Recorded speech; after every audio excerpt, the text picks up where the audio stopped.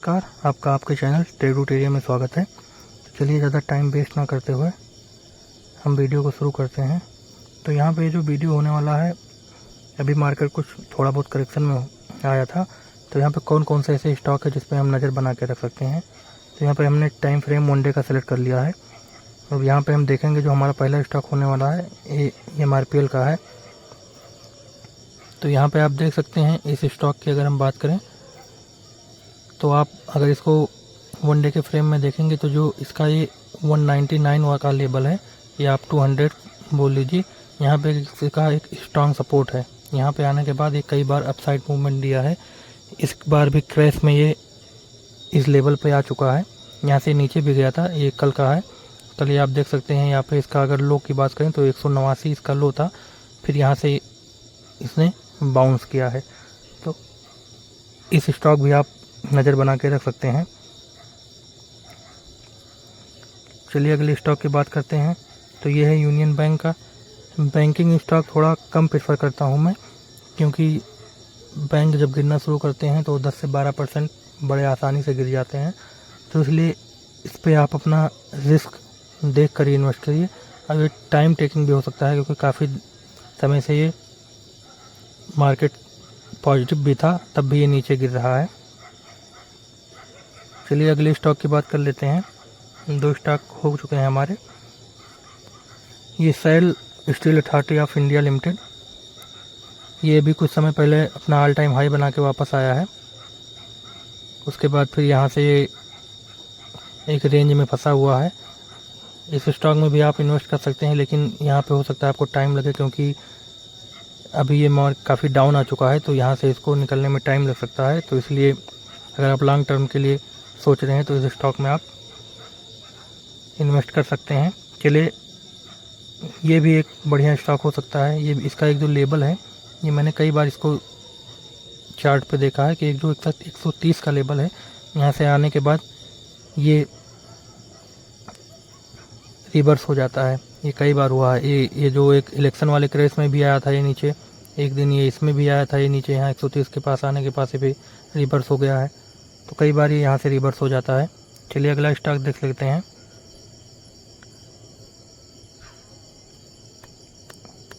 अगला स्टॉक जो हमारा होने वाला है जोमेटो अगर इस लेवल पे आता है, यानी कि 240 के लेवल पे, यहाँ पे आप अगर मान लो आपको 200 क्वांटिटी लेनी है तो इसमें आप एवरेज करके इन्वेस्ट करिए, क्योंकि 240 पे अगर ये आता है तो आप इसमें 100 क्वांटिटी डाल दीजिए। उसके बाद अगर ये आपको प्रॉफिट दे डायरेक्ट तो आप निकल जाइए। अगर नहीं दे रहा है, अगर यहाँ से नीचे आता है 240 के नीचे आता है, तो यहाँ पे आप छोटा छोटा अमाउंट और भी डाल के एवरेज कर सकते हैं, क्योंकि ये स्टॉक काफ़ी समय से बुलिश मोमेंटम में है। DBC लैब, ये राजा स्टॉक है, इसकी तो क्या ही बात करें। ये स्टॉक भी आप लॉन्ग टर्म के लिए देख सकते हैं। बढ़िया स्टॉक है, काफ़ी अच्छा रिटर्न इसने दे चुका है अपने पहले, मतलब बढ़िया रिटर्न ये स्टॉक दे रहा है। आने वाले समय में भी दिया है, अब आगे भी देता रहेगा। चलिए अगले स्टॉक की बात कर लेते हैं। टाटा स्टील, ये भी काफ़ी समय से डाउन चल रहा है। अब यहाँ पे आकर कंसोलिडेट कर रहा है 149.50 के लेवल के पास। यहाँ पे आप देख सकते हैं कंपनी बढ़िया है, टाटा का स्टॉक है, रिटर्न तो देगा ये आप भी जानते हैं, हम भी जानते हैं। तो यहाँ पे आप इस स्टॉक में इन्वेस्ट कर सकते हैं। आप अपना एनालिसिस कर लीजिएगा कैसे क्या करना है, उसके बाद इन्वेस्ट करिए।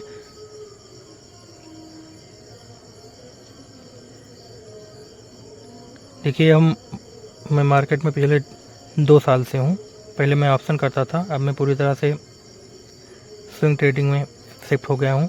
इसका मेजर कारण ये है कि अगर स्विंग ट्रेडिंग में आप 1 साल का अगर 26% निकाल रहे हैं, मान लीजिए, उसे निकालने वाले तो 50% भी निकाल देते हैं छोटे कैपिटल से, लेकिन अगर ओवरऑल मैं बात कर रहा हूँ, अगर 26% भी निकालिए तो अगर आप 1 लाख रुपये से शुरू करते हैं तो 10 साल में आप 1 लाख का 10 लाख बना लेंगे।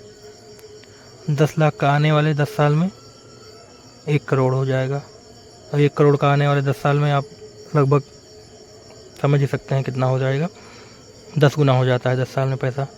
तो अगर आप ऑप्शन में बहुत ज़्यादा माथापच्ची करने के बाद भी एक जेन्युइन रिटर्न नहीं निकाल पा रहे हैं, तो हमको लगता है कि आपको स्विंग पे शिफ्ट हो जाना चाहिए। क्या मतलब है इतना ज़्यादा दिमाग लगाने के बाद भी प्रॉफिट नहीं हो रहा है।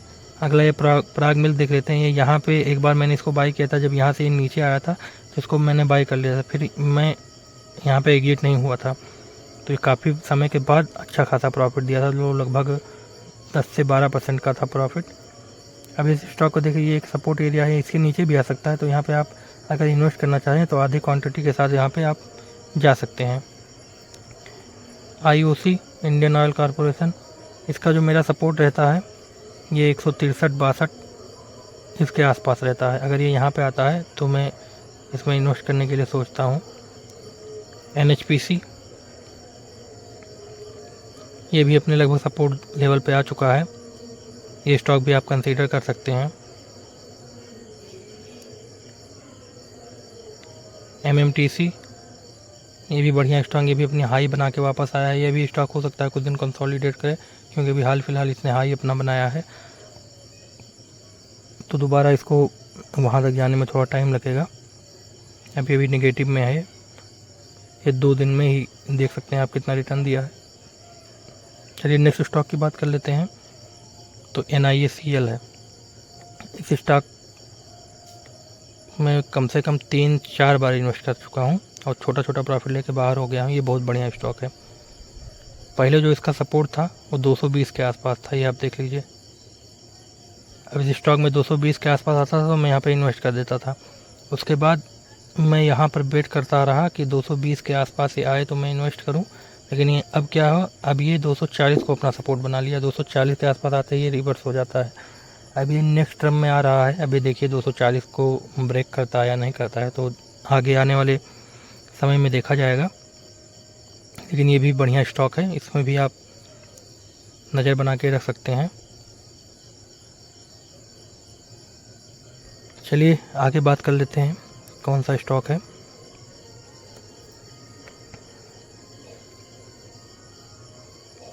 NHPC की बात हो ही गई है, PNB की हो गई है।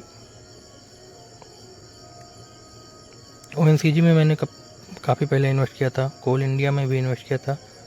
अभी वो स्टॉक बहुत ज़्यादा क्रेज नहीं हुए, तो इसलिए अभी समझ में नहीं आ रहा। पेटीएम को देखिए सबको बर्बाद करके अभी मज़े ले रहा है सबकी। पेटीएम, किसी ने सोचा नहीं होगा कि पेटीएम फिर से बाउंस बैक करेगा। कितना बढ़िया बाउंस बैक किया है, सोचने वाली बात है।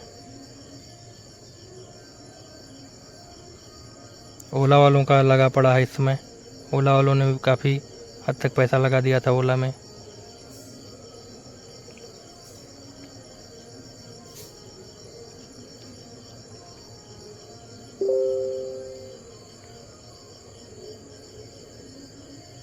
कई स्टॉक हैं, लेकिन मेन चीज़ है कि सब स्टॉक में इन्वेस्ट करना हमेशा सही नहीं होता है।